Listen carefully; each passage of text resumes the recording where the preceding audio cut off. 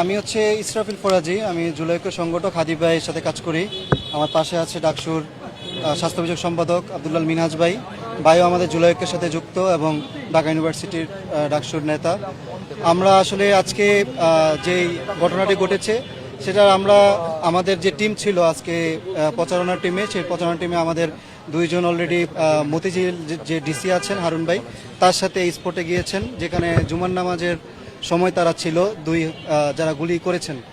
তো ওইখানে হচ্ছে আমাদের পিআর টিমের সদস্যরা হাদিবের সাথে ছিল। এই পিআর টিম সাথে নিয়ে মূলত হাদি ভাই এই এলাকা দিয়েই যাচ্ছিলেন, মতিঝিলে ক্যাম্পেইন শেষ করে এখান দিয়ে রিক্সা দিয়ে যাচ্ছিলেন এবং ওই যে যারা গুলি করেছেন তারা গত কয়েকদিন যাবত তাদের সাথে এই ক্যাম্পেইনে যুক্ত ছিল। সে কোনো রাজনৈতিক দলের পরিচয় দেয়নি, সে হাদি ভাইকে পছন্দ করে বলে তার কাছে আসছে, এরকম একটা কথা বলে সে প্রচারণায় অংশগ্রহণ করতে চায়। তো এটা বলে হাদি ভাইয়ের সাথে হাদি ভাই সবাইকে অ্যাকসেপ্ট করে, তার কাছে যে আসে সেইভাবে তাকে অ্যাকসেপ্ট করা এবং সেভাবেই সে মাস্ক খোলেনি। তাকে বারবার বলা হয়েছিল মাস্ক খোলেন, সে বলছে যে তার কোনো সমস্যা আছে। আমরা সেটার সিরিয়াসলি হাদি ভাইও নেয়নি। তো যার কারণে হচ্ছে গিয়ে সে মাস্ক পরাই ছিল। যখন হচ্ছে গিয়ে এখানে জুমার নামাজ পড়ে এদিক দিয়ে যাচ্ছিল তারা, তখনই হচ্ছে তারা মুখামুখি অবস্থায় ছিল। ওর এই হাদি ভাই রিক্সা দিয়ে যাচ্ছিলেন, তার পিছিয়ে আরও দুইটা রিক্সা ছিল আমাদের টিমের। হাদি ভাইয়ের সাথে হাদি ভাইয়ের ভাই ছিলেন। তো ওই সময় হচ্ছে তারা পাশ থেকে গুলি করে, তার গুলিটা সম্ভবত কানের এই পাশ দিয়ে লেগে মাথায় ঢুকে যায়। তো এখন সার্বিক পরিস্থিতি হচ্ছে এই পর্যন্ত আছেন। আমরা রমনা ডিসি মাসুদ ভাইয়ের সাথে আমরা শাহবাগে বসেছিলাম, তার সাথে কথা বলেছি। মতিঝিলের যে ডিসি তার সাথেও আমাদের হারুন ভাইয়ের সাথে মিটিং হয়েছে এবং সেই স্পটে গিয়েছেন। আমাদের যে বিষয়গুলো মিনহাজ ভাই মূলত আইনগত বিষয়গুলো ডিলস করতেছে আমাদের দীর্ঘ সময়ের জন্য। বাইকে অনুরোধ করবো আইনগত বিষয়টা একটু বলার জন্য। আমি আব্দুল্লাল মিনহাজ, ডাকসুর স্বাস্থ্য পরিবেশ সম্পাদক। তো শুরু থেকে হাদি ভাইয়ের আমরা সুচিকিৎসার জন্য আমরা ডাক্তারদের সাথে কথা বলে আসছি। হাদি ভাই হচ্ছে এখন ঢাকা মেডিকেল কলেজে চিকিৎসার জন্য ডাক্তারের সর্বাত্মক প্রচেষ্টা এখানে চালিয়ে যাচ্ছেন। আর তারই ধারাবাহিকতা আমাদের কাছে মনে হয়েছে যে হাদি ভাইয়ের উপরে যে আক্রমণটা হয়েছে, এটা হাদি ভাই যেভাবে বাংলাদেশের পক্ষে উচ্চকিত কণ্ঠে কথা বলে গিয়েছেন, ভারতীয় আগ্রাসন এবং ভারতীয় আধিপত্যবাদের বিরুদ্ধে যেভাবে সবসময় উচ্চকিত কণ্ঠ ছিলেন, তারই ধারাবাহিকতায় ভারতীয় যেই এজেন্সিগুলো আছে সেখান থেকেও হতে পারে, অথবা যে কোনো রাজনৈতিক প্রতিহিংসার কারণেই হতে পারে, যেটার ডেপথ এই শত্রুতার জায়গাটা অনেক গভীরে। তো সেই জায়গা থেকে যারা এরকম টার্গেটেড শ্যুট করেছে, এবং আপনারা খেয়াল করলে দেখবেন শ্যুটটা এমনভাবে করেছে একেবারে কানের নিচ বরাবর হয়ে ঘাট দিয়ে গুলিটা বিদ্ধ হয়েছে। তো সেইখানে নিশ্চিতভাবে তার মৃত্যু নিশ্চিত করার জন্য এই আক্রমণটা চালানো হয়েছিল।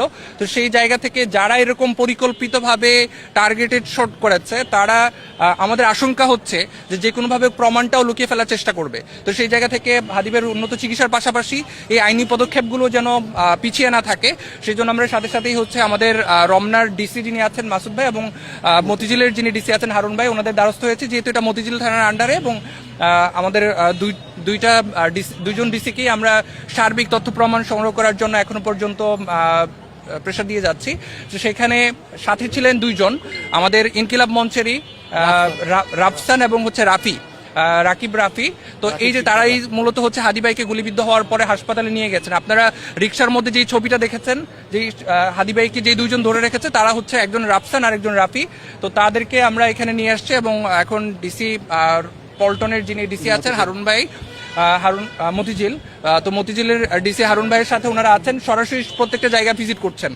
সকাল থেকে হাদি ভাই কোন কোন জায়গায় ছিলেন, কোন কোন জায়গা থেকে ওনারা প্রচারণা চালিয়েছেন, ওই যে সন্দেহভাজন যেই দুইজন, একজন হচ্ছে দুইজনেই মাস্ক পরা ছিলেন, সারাদিনই তারা দুইজন মাস্ক পরা ছিলেন এবং তারা তাদের নিজেদের ছবি তুলতেও নিষেধ করেছেন। ওই দুজনের ছবি আমাদের কাছে আছে, বাট তদন্তের স্বার্থে এবং আমরা এই মুহূর্তে নিশ্চিত না হওয়া পর্যন্ত, কারণ হঠাৎ করে সন্দেহভাজনভাবে ভিন্ন কেউ এখানে চলে আসলে তার লাইফ এটা থ্রেটিং এর মধ্যে পড়ে যাবে। তো সামগ্রিক আমরা প্রশাসনকে বলে যাচ্ছি যে সরাসরি গুলিটা যেই জায়গায় বিদ্ধ হয়েছে, এই যে আমরা যে অন স্পটে আছি, এই জায়গায় সিসিটিভি ফুটেজ সংগ্রহ করে যদি নিশ্চিত হওয়া যায় যে সকাল থেকে যারা এরকম সন্দেহভাজন বিভিন্ন ধরনের বিহেভিয়ার তারা শো করছিলেন, যদি তারা হয় তাহলে তাদেরকে খুব দ্রুত সময়ের মধ্যে গ্রেপ্তার করে এবং আইনের আওতায় জন্য নিয়ে আসে, সেই জন্য আমরা প্রশাসনের কাছে সহযোগিতা চাচ্ছি এবং আমরা প্রত্যক্ষদর্শীদেরকে সরাসরি এখানে নিয়ে আসছি, তারাও যেন আমাদেরকে তথ্য প্রমাণ দিতে যেন সহযোগিতা করতে পারেন।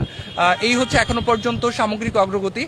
প্রত্যক্ষদর্শী যারা ছিলেন, যারা ওসমান হাদি ভাইয়ের পিআর টিমে ছিলেন, তারা ডিসি হারুন সাহেবের সাথে কি কি তথ্য প্রমাণ পেয়েছেন এবং সিসিটিভি ফুটেজ হাতে পাওয়া মাত্রই আমরা আরো নিশ্চিতভাবে শিওর হইতে পারবো যে এই ঘটনার আসলে শুরুটা কোথায় এবং এটার সামনের অগ্রগতিটা কি হবে। তো সামগ্রিকভাবে আপনারাও যারা আছেন আছেন সাংবাদিক বন্ধুরা, সত্যনিষ্ঠ যারা সন্দেহভাজন আছে তাদেরকে খুঁজে পাওয়ার ক্ষেত্রে আপনারাও সহযোগিতা করবেন বলে প্রত্যাশা রাখছি আর কি। হঠাৎ করে কোনো এই ধরনের ইস্যুগুলোতে, ন্যাশনাল ইস্যুগুলোতে হঠাৎ করে ছোট একটা ভুলের কারণে দেখা যেতে পারে মানে নিরপরাধ যে কেউ এখানে আবার লাইফ থ্রেটেনিং এর মধ্যে পড়ে যেতে পারে। সেজন্য নিশ্চিত হয়ে আমরা একেবারেই যে আসামি যে এই ধরনের সন্ত্রাসী কার্যক্রমের সাথে জড়িত ছিল আমরা তাকেই ট্রেস আউট করে প্রশাসনের সহযোগিতায় তাকে আমরা আইনে দ্বারস্থ করতে চাই। তাকে খুঁজে পেতে আপনারা সহযোগিতা করবেন এই প্রত্যাশা ব্যক্ত করছি। ছোট দুটো প্রশ্ন, সবশেষ আপনারা যেহেতু হাসপাতাল থেকে আসছেন,